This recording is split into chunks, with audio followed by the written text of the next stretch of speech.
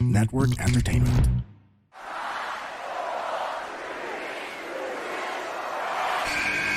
Who's ready for story time?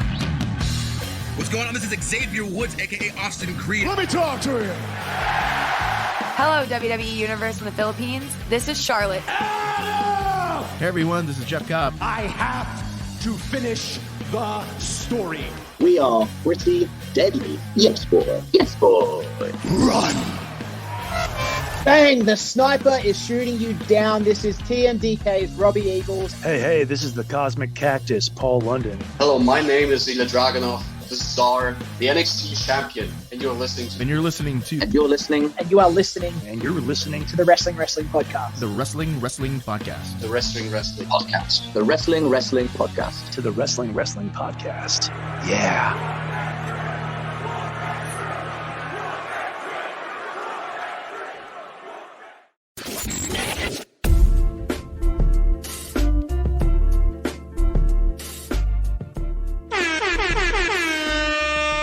You are now listening to the longest running weekly episodic Filipino wrestling podcast. This is the Wrestling Podcast. Romaran Emile Nate here, joining you on a Tuesday after DEKADA.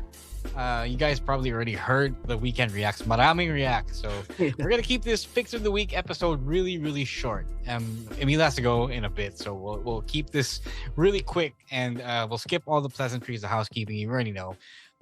If not, just go listen to the previous episode or to the live stream on Thursday. So let's start with our picks of the week. It's the best of the wrestling week that we had recently, and it's our personal picks of what you should watch if you have time. So I'll go first. I'll be quick about this because this isn't a match that anyone can just watch, although it is searchable on the internet and on YouTube. So this is from last week's Noah Star Navigation 2024. It is a One Night Dream 2. That's the subtitle of the show. So it's one of their big shows, and it's Dream Card. So it features a lot of Noah versus NJPW matchups. And one of those is Tomohiro Ishii versus Masa Kitamiya. So I wrote some notes here because I didn't think I was going to make it tonight. But this is a really, really great match. So Ishii effortlessly gives bangers no matter where he goes and who he wrestles. If you've seen Ishii in AEW, you already know this. You've already seen this. If you haven't seen it on NJPW or wherever. But it's been a while since I've seen him in a big drama match. He's just really in that stage of his career where he doesn't have any too many notable storylines to say. He's kind of a medyo overstaying veteran na siya, and he is a bit of a role player. So he's there NJPW relies on him to give good matches.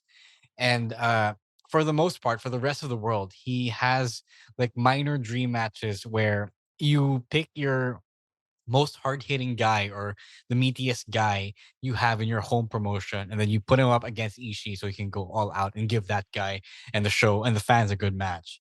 So the Ishii story is simple. It's big hits, a lot of endurance because he's built like a block, and fighting spirit because he hits hard, and he expects you to endure and dish out what he gives you.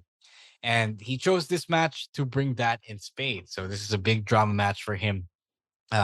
Plus points because this is meat on meat. Masa Kitamiya is also a big guy, big dude, meaty dude, and it's among the kind of match the Ishii. It's the most accessible type of match that you can show a non-Japanese wrestling fan or a casual Japanese wrestling fan. You can find this on YouTube. Just go search Tomohiro Ishii versus Masa Kitamiya. Watch it before it gets taken down, probably soon. And enjoy it. Emile, you should go watch this after if you have time. Yeah, I will. Yeah. Because it's really, really fun. You probably already know the Ishii formula, pero it's fun to watch it every now and then. Yung ganun.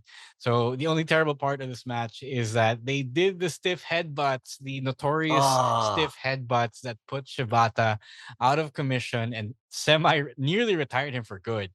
Pero alam mo yun, it's one of those things that is thankfully medyo rare na in Japanese wrestling. So it's a big deal. It's a big matchup. I know that these guys have a bit of a rivalry going on. People could correct me and say that I'm underplaying this. I'm understating this. But it's one of those things that pag ginagawa nila yun, it's a blood feud. Diba? Like Shibata versus Okada. right? So it is really what it is in Japanese wrestling. It's a good thing na lang that we don't get to see it all that often. Okay, uh, right. Let's move on to Stan's pick, which he did not leave notes for because he thought he was going to do this, but it's Gunther versus Randy Orton. So from King and Queen of the Ring. We talked about this a little bit, I think, but Emile, what do you think of this? This was very old school match. Sobrang slow pace. I mean, it's Randy Orton.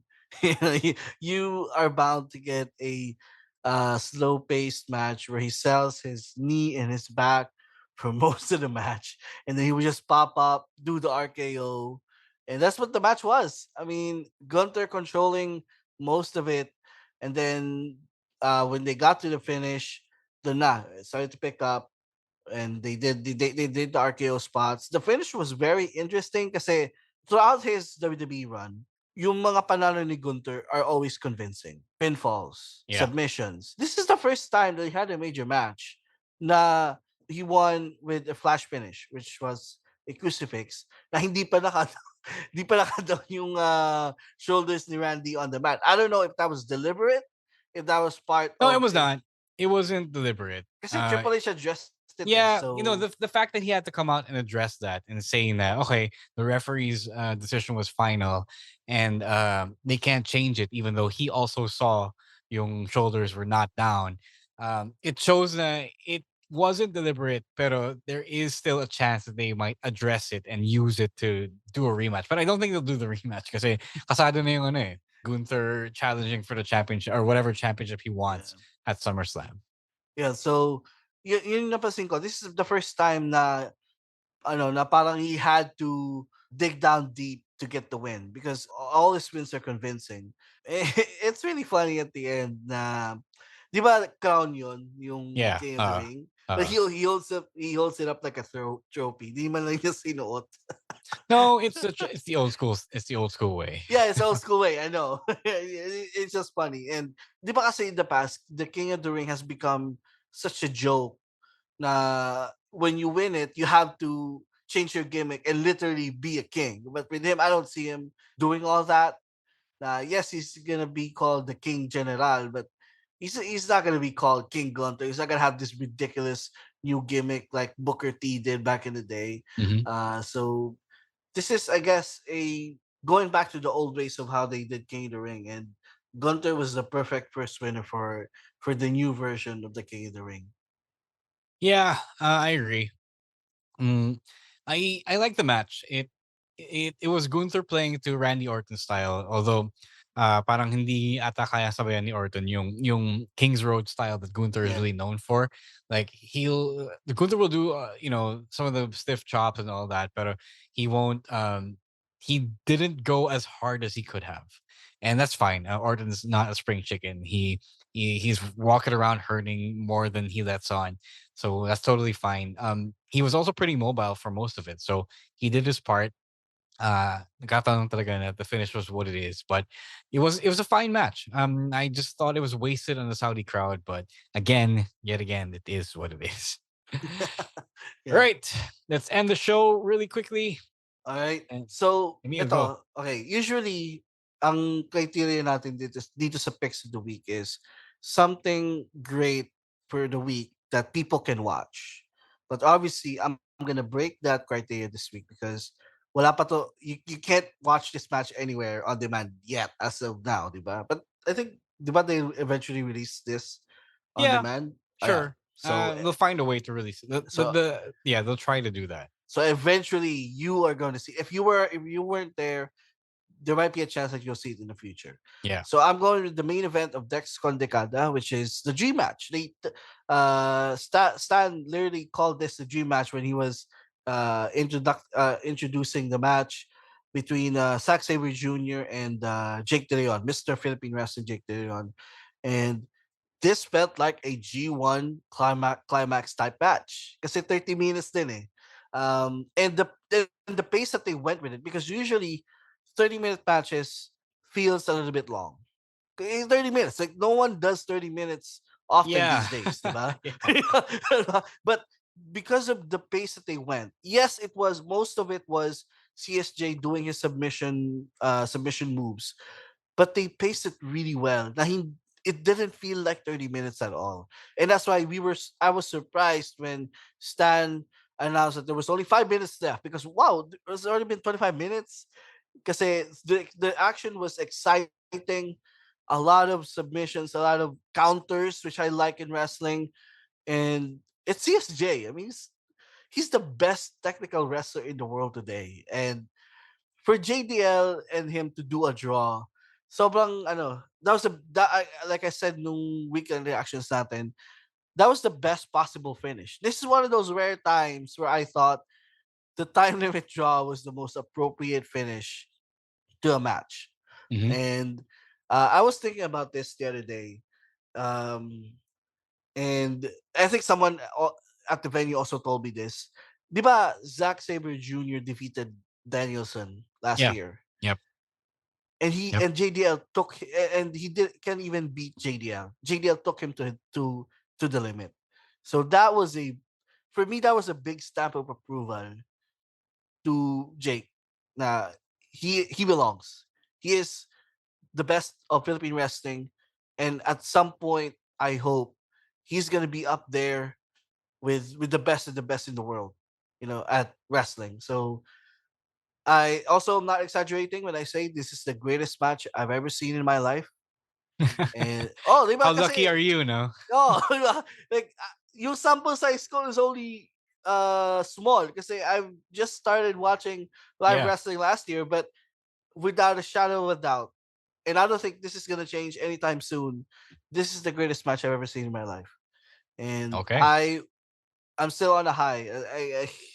I still have that feeling na, oh my god, wow, like I saw this match in person, like sobrang amazing lang. And I was so lucky to be there that night. And also everyone else who was there. Mga Immortal, listen to the Underpaid Podcast with me, Stanley Chi, wherein we talk about work-related topics in a light manner na parang nagchichismisan lang tayo or nagkukwentuhan. Listen for free on Spotify, Apple Podcast, or kung saan ka man nakikinig ng podcast. Kita-kits! Okay, I'm not gonna add any more words to this because I can't.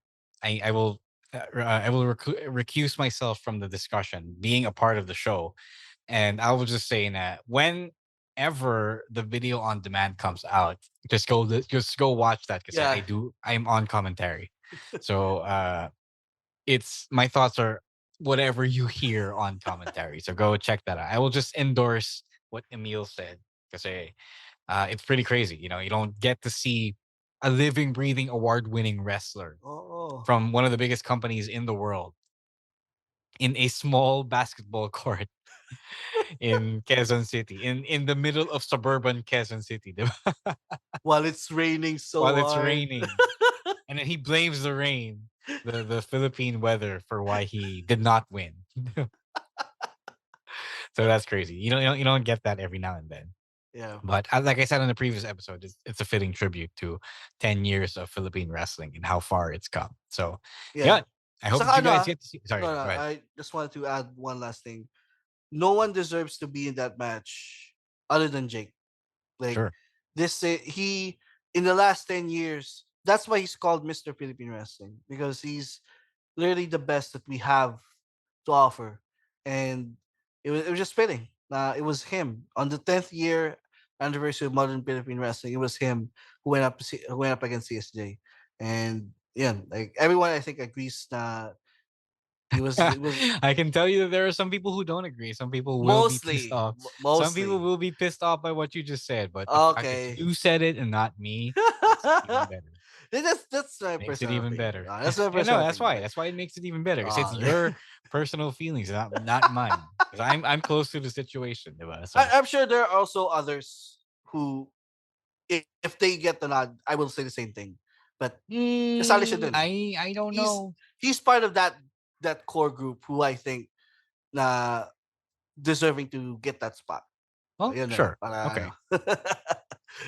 I don't know. I will say I don't know. I say that was a grueling physical test. The way it happened, I don't think too many people, or I don't think anyone else could be prepared for something like that. But I don't know. All right. Who's to say, diba? So hopefully we'll get more chances to see that, to prove that may iba pang tao na worthy of such an opportunity. But until then, we have to keep hoping. Right. That's it for our picks of the week episode. It's a real quick one. Like I said, a lot of things have happened. A lot of people have been sidelined. So ito yung bibigyan natin. And we have a packed slate of 2 episodes from between the Weekend Reacts and this. So go check that out on Spotify, YouTube, Apple Podcasts, wherever you get your podcasts. And please don't forget to give us a 5-star rating to let the people know that you think of us as a great wrestling podcast. All right. That is it for the weekend, the Picks of the Week episode for this week.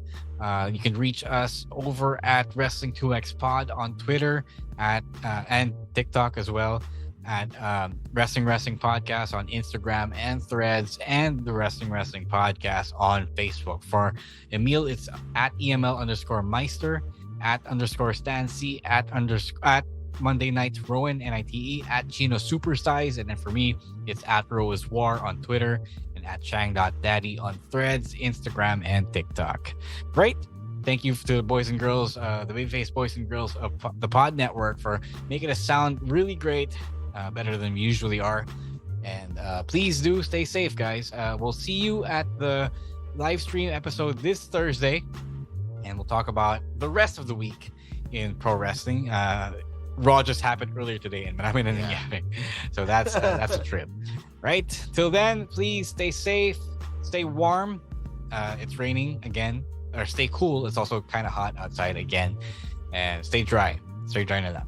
And please don't be a dick. All right? Wrestling Podcast out. Peace.